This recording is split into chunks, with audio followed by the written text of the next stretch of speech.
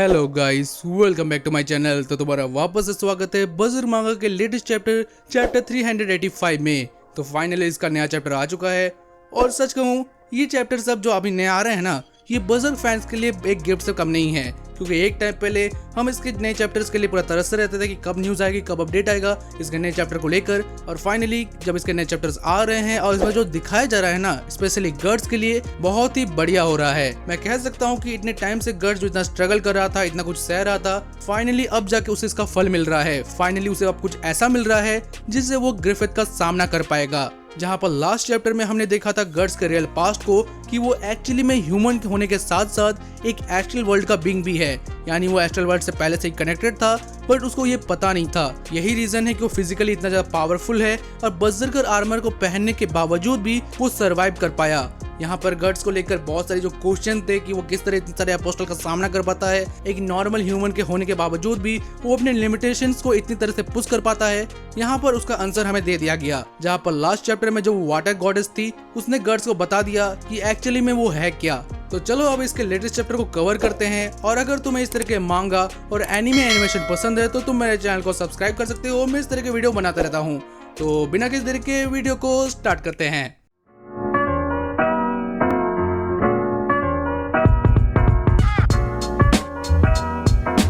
तो चैप्टर के स्टार्टिंग में हम डाइवा को देखते हैं जो टोम के बाहर में रहकर मेडिटेट कर रहा है, लेकिन अचानक से उसे महसूस होता है कि उसे गर्ड्स की प्रेजेंस फील नहीं हो रही।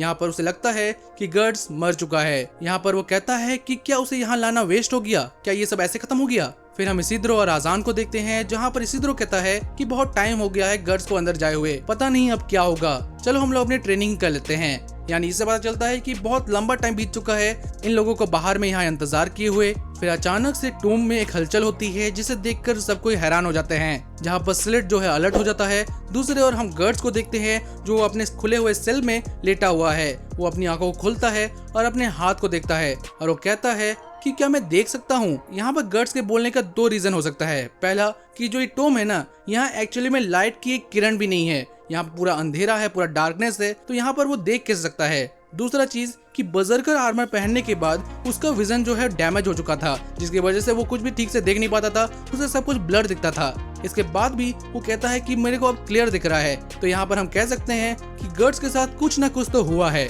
यहाँ पर वो खड़ा होता है और जिस स्ट्रक्चर में वो खड़ा था उसे देखने लगता है। फिर वो वापस से अपने आसपास के सराउंडिंग को देखता है और वो कहता है तो ये सब इस तरह हुआ। तो एक्चुअली गर्ड्स यहाँ अपने पास्ट के बारे में कह रहा है। इससे पहले वो नहीं जानता था कि उसका अस्तित्व क्या है, वो एक्चुअली में बिलोंग कहाँ से करता है। पर हमें पता है कि लास्ट चैप्टर में जो वाटर गॉडेस थी उसने उसे बता दिया कि वो एक्चुअली में एस्ट्रल वर्ल्ड से बिलोंग करता है, जहाँ पर शायद गर्ड्स फाइनली अपने आप को रियलाइज करता है कि एक्चुअली में वो है क्या। फिर यहाँ पर गर्ड जो है टोम के गेट के सामने जाता है और अपने हाथ को बस नॉर्मली रख देता है। फिर वो ध्यान लगाने लग जाता है और तभी उसके हाथ से एक एनर्जी निकलती है। उस एनर्जी से वो पूरा टोम हिलने लगता है और बाहर में जितने भी कुसान सोल्जर्स थे ये देखकर हैरान हो जाते हैं। फिर हम देखते हैं कि वो जो दरवाजा था टोम का वो उखड़ कर नीचे गिर जाता है। यहाँ पर मैं कहना चाहूंगा कि गर्ड्स ने यहाँ पर अपने फिजिकल पावर का यूज नहीं किया, बल्कि उसने बस अपने हाथ को रख कर बस वहाँ फोकस किया था। और जैसा तुम्हें याद होगा कि गर्ड्स को जब यहाँ पर लाया गया था तो इस टोम के दरवाजे को खोलने के लिए स्लेट के 2 गार्ड्स लगे थे, जिनको अपनी पूरी ताकत का इस्तेमाल करना पड़ा। पर यहाँ पर गर्ड्स ने उस दरवाजे को खोला ही नहीं बल्कि उसे उखाड़ ही दिया। इससे हमें समझ में आता है कि शायद गर्ड्स की रीअवेकनिंग हो चुकी है। अब वो कुछ ऐसा बन चुका है जिसको किसी ने भी नहीं सोचा होगा। फिर वहाँ पर गर्ड्स बाहर आता है और वहाँ पर शांति से खड़ा हो जाता है। उसे देखकर बाकी के कुसान सोल्जर्स भाला लेकर उसे घेर लेते हैं, पर तभी वहाँ पर स्लेट आकर कहता है रुक जाओ, इसे कोई नहीं छुएगा। दूसरी ओर गर्ड्स भी बस उन्हें देख रहा था और उसके देखने से ही बाकी सोल्जर्स जो थे वो डर से कांप रहे थे। गर्ड्स को देखकर स्लेट कहता है कि ये बंदा सही में अलग है, इसने तो भाई अपने सील को ही तोड़ दिया। इमेजिन करना मुश्किल है कि इस तरह का बंदा भी एग्जिस्ट कर सकता है, इसीलिए इसे कहते हैं ब्लैक स्वॉर्ड्समैन। फिर वहाँ भागते भागते डाइबा आता है और वो गर्ड्स को देखकर हैरान हो जाता है, क्योंकि उसे गर्ड्स की प्रेजेंस सेंस नहीं हो रही थी, तो उसे लगा कि शायद गर्ड्स जो है मर चुका है। पर अपने सामने गर्ड्स को देखकर वो हैरान हो जाता है। फिर बाद में इसिद्रो और पक को हमें वहाँ दिखाया जाता है, पर यहाँ गर्ड्स जो है बस अपने आप को ऑब्जर्व कर रहा था। उसे लग रहा था कि उसकी बॉडी में कुछ चेंज हो चुका है। गर्ड्स को देखकर इसिद्रो कहता है कि वो वापस आ चुका है। गर्ड्स यहाँ पर फाइनली वापस आ चुका है। फिर सूरज उगता है जिसकी लाइट से सब कोई अपनी आंखें बंद करने लगते हैं, पर यहाँ पर गर्ड्स जो है अपने हाथों को मुट्ठी बनाकर अपनी बेड़ियों को ही तोड़ देता है।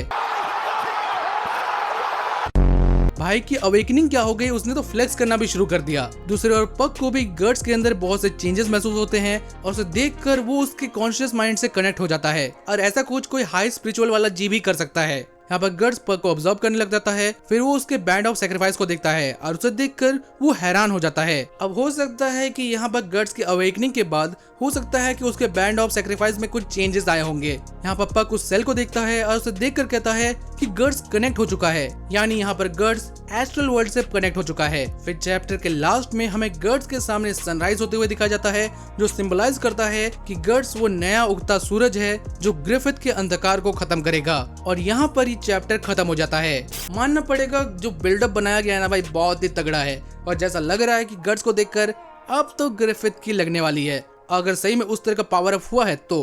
क्योंकि यहाँ पर अगर तुमने थोड़ा भी नोटिस किया होगा कि जिस तरह से ग्रिफिथ अपने फैंटम वाले फॉर्म में आया था, जिस तरह इक्लिप्स के टाइम में वो ककून बना था, फिर वो उससे फैंटम बन के बाहर आया और उसको पावर्स मिली गॉड हैंड्स की, वैसे ही हमें जब गर्ड्स को दिखाया गया था तो जैसे वो पानी के अंदर गया, फिर वाटर गॉडेस ने उसको पास्ट बताया, फिर उसकी रीअवेकनिंग हुई। अगर इसको साइड बाय साइड देखें तो बहुत ही सिमिलर लगता है, यानी हम कह सकते हैं कि गर्ड्स जो है उसके पास भी कोई ऐसी पावर आ चुकी है जो शायद ग्रिफिथ के बराबर की है। पर जैसा हमें पता है कि जो गॉड हैंड्स हैं वो एक नेक्स्ट ही लेवल के बीइंग्स हैं, तो क्या गर्ड्स को जो ये पावर मिली है ये सही में गॉड हैंड्स को हराने में काम आएगी?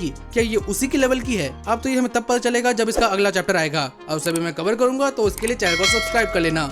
मैं मिलता हूँ तुम्हें किसी अगले वीडियो में, तब तक के लिए बाय।